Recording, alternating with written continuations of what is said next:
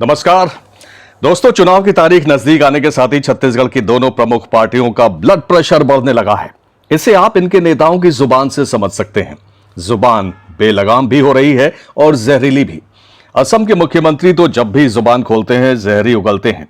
महासमुंद में असम के मुख्यमंत्री हेमंत बिस्वा शर्मा ने इस बार बाबर का जिक्र किया। इससे पहले उन्होंने अकबर की बात की थी, जिसे लेकर उन्हें चुनाव आयोग की तरफ से नोटिस भी दिया गया है। दरअसल भाजपा के पास मुद्दों के नाम पर केवल भ्रष्टाचार बचता है, लेकिन इसका ज्यादा असर होता ना देख भगवा पार्टी अपने पुराने टेस्टेड फॉर्मूले को हवा देने में लग गई है। हिंदू मुस्लिम की बात कर ध्रुवीकरण की कोशिश करना और धर्मांतरण का मुद्दा उठाना।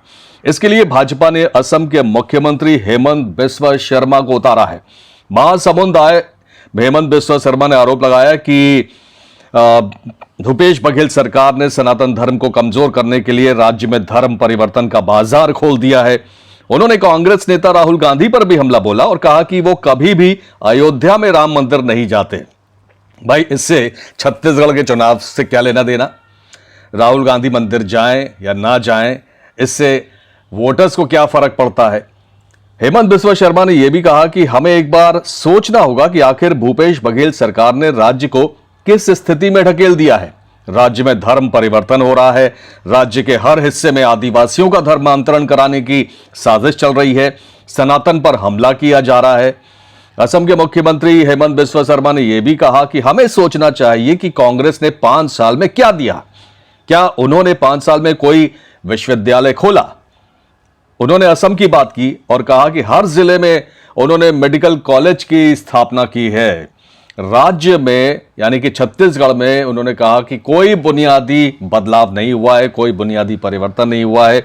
उन्होंने कहा कि भूपेश बघेल हर बार नाटक करते हैं और उन्होंने सनातन धर्म को कमजोर करने के लिए धर्म परिवर्तन का एक बड़ा बाजार खोला है। यानी कि कुल मिलाकर या घूम फिर कर बात धर्म परिवर्तन, सांप्रदायिकता, तुष्टीकरण, इसी के चारों ओर घूमती रही। ये हेमंत बिस्वा शर्मा वही हैं जो पहले कांग्रेस में होते थे और जब से भाजपा में आए हैं कट्टर हिंदूवादी सोच सामने रखने लगे हैं और जब भी वो बात करते हैं तो कुछ ऐसी ही बात करते हैं और इसी वजह से बीजेपी ने बैटिंग करने के लिए उनको छत्तीसगढ़ के चुनाव मैदान में उतारा है ताकि ध्रुवीकरण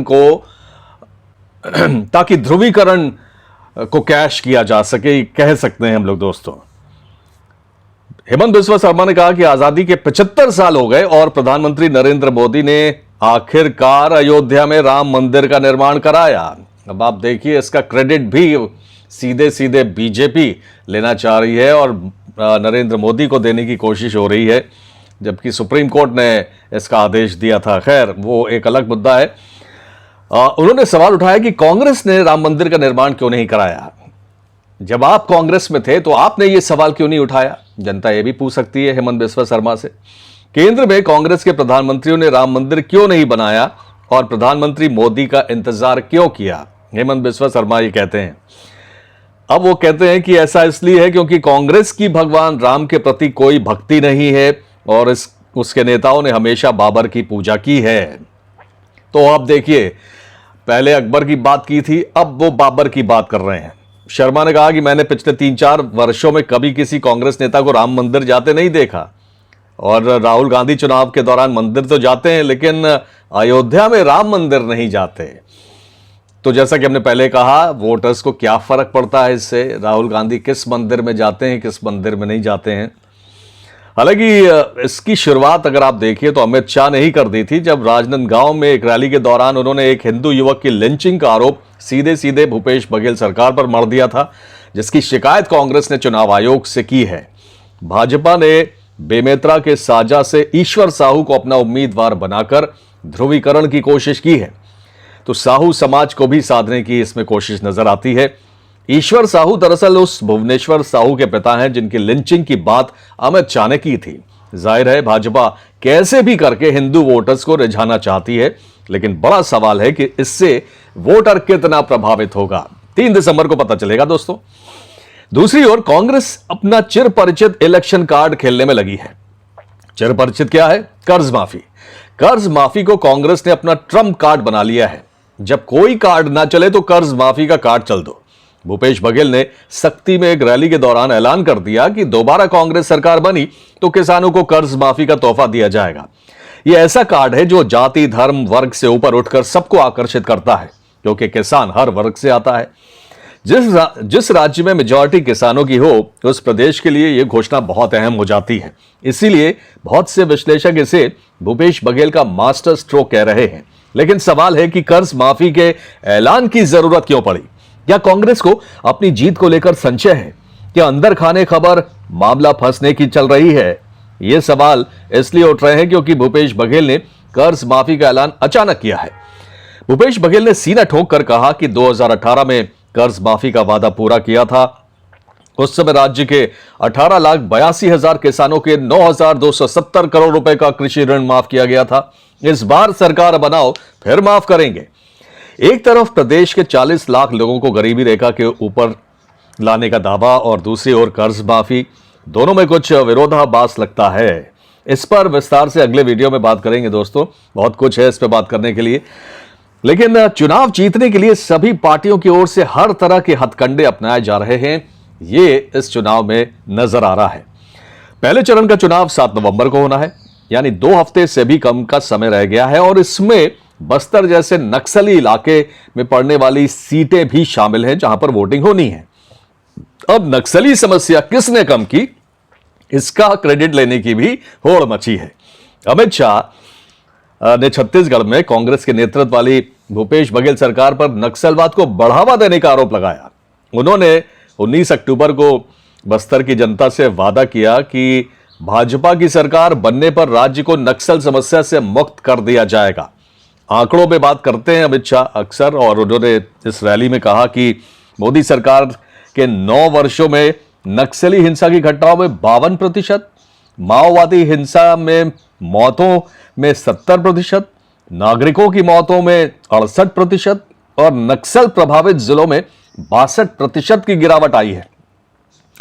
अमित शाह ने कहा कि आपके सामने 2 विकल्प हैं, एक और नक्सलवाद को बढ़ावा देने वाली कांग्रेस सरकार और दूसरी ओर नक्सलवाद को समाप्त करने वाली भारतीय जनता पार्टी की सरकार है।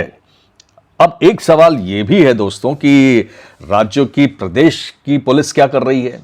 क्या वो बिल्कुल नाकारा साबित हुई है नक्सल समस्या को काबू करने में? तो भाई कुछ क्रेडिट तो जाएगा ना छत्तीसगढ़ की पुलिस को भी, तो पूरा क्रेडिट आप ही ले लेंगे। अब जनता यह भी सवाल करेगी कि जब 15 साल तक आप सत्ता में रहे तब क्या किया, तब नक्सलवाद खत्म क्यों नहीं हुआ? सीएम भूपेश बघेल ने भी भाजपा से सवाल किया है कि 2014 से लेकर 2018 के बीच भाजपा के शासन में छत्तीसगढ़ में नक्सल संबंधी घटनाएं क्यों बढ़ी। इसके उलट 2018 में कांग्रेस के सत्ता में आने के बाद सरकार के विकास, विश्वास और सुरक्षा दृष्टिकोण के कारण नक्सली हिंसा में कमी आई। तो बघेल यहां पर अब क्रेडिट ले रहे हैं कि उनकी सरकार ने जो विकास किया, जो विश्वास हासिल किया और जो सुरक्षा मुहैया कराई, उसके चलते नक्सली समस्या कम हुई। और बघेल ने यह भी कहा कि नक्सली हिंसा को काबू करने में, उसे नियंत्रित करने में बीजेपी की कोई भूमिका नहीं है।